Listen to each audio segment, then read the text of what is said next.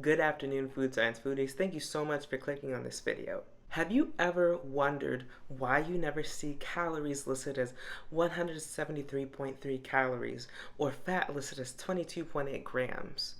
Well, the answer, at least in the United States, is due to rounding rules. See, the scoop is, when we talk about mass manufacturing of food, think thousands of pounds at a time, minimal thousands of gallons, large unit sizes.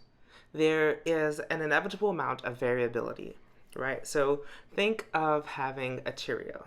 The last time that you had a Cheerio, you probably had very strict expectations, right? When was the last time you had one that was off? Maybe it was burnt, or had an off flavor, or was misshapen. Well, see, companies like General Mills hire quality control folks just specifically to deal with this very problem and make sure that it's very consistent and that we're always having, the same experience, texture, flavor, color, mouthfeel, all of these things. But when we talk about manufacturing at scale, there is going to be a natural amount of variability between batches and batch processes. To account for some of this variability, we have nutrition rounding rules. So if you look here at this table, this is table 3.3 from Food Analysis Textbook, link will be down below, you can see a summary of some of these nutrition label rounding rules. So for instance, if calories from saturated fat contribute less than 5 calories, then it can be expressed as 0 because it's considered insignificant. So in other words, there might be an ingredient that has a small amount of saturated fat. So say you're adding coconut shavings, and it's like a very small amount, and there's a small amount of fat in there, and the total amount in a product, remember we're talking thousands of pounds, and maybe you have 1 pound of this 1,000 that's, coconut shavings that contains saturated fat. Well, there is saturated fat there, but by the time you've mixed it with this entire batch, made it into your product, there's such a small amount that it's considered insignificant. So in cases like this, in this case specifically less than 5 calories, it can be expressed as 0. Now, of course, we also have rounding rules, so you never see decimal points because all of the nutrition facts are rounded. So sometimes I round it up, sometimes I round it down. So generally speaking, if, for instance, we have let's see here, 48.6 grams of fat. That will be rounded up to the nearest 5 calories. So in other words, instead of 48 calories, we'll say that they're 50. Or if we had 43 calories that were coming from fat, then we would round down, and instead of saying 43, we would say 40. So the reason, again, for that lean way is because, remember, if you're talking about a giant batch, right, and we're mixing and stirring, we hope that we have a homogeneous solution at the end. Homogeneous meaning that everything is well mixed. So think of a cake mix. You hope that you have all the floury parts mixed in and, mixed with the water so that you have a batter and you don't have chunks of flour, right?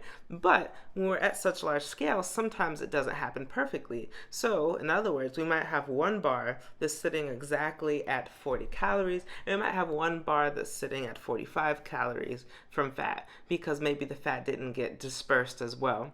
And of course, that can have effects on quality, but sometimes they're less noticeable, even though the calorie impact is there.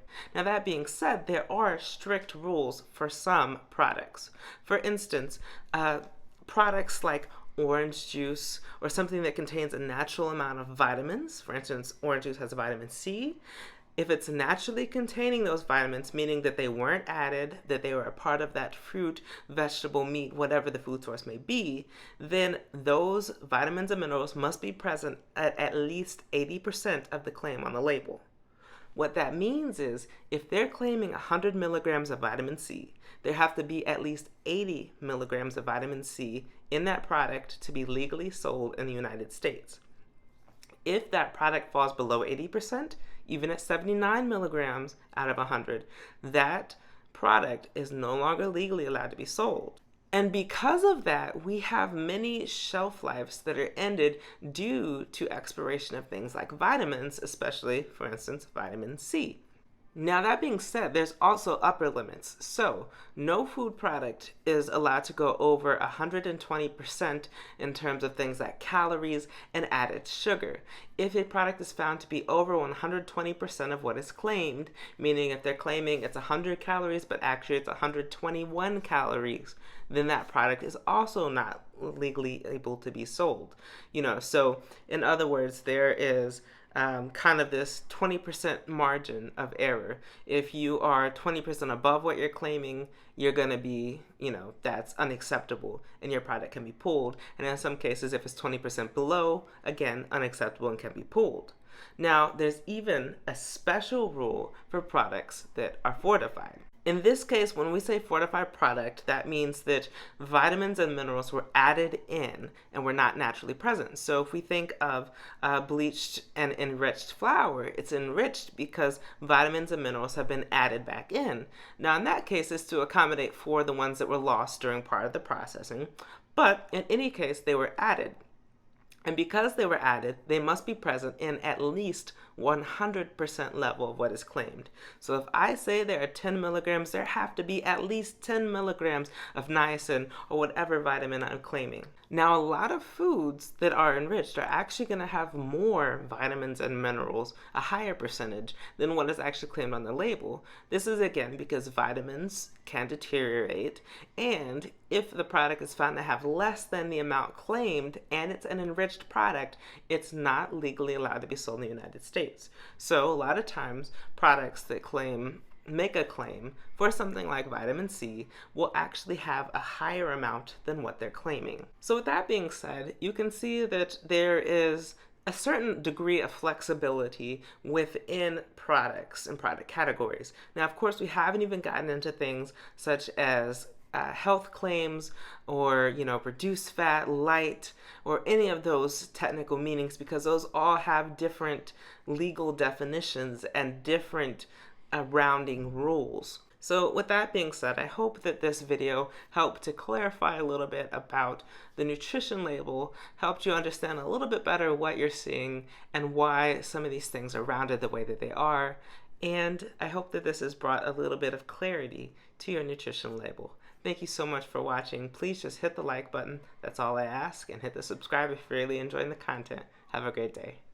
The Food Science Foodie.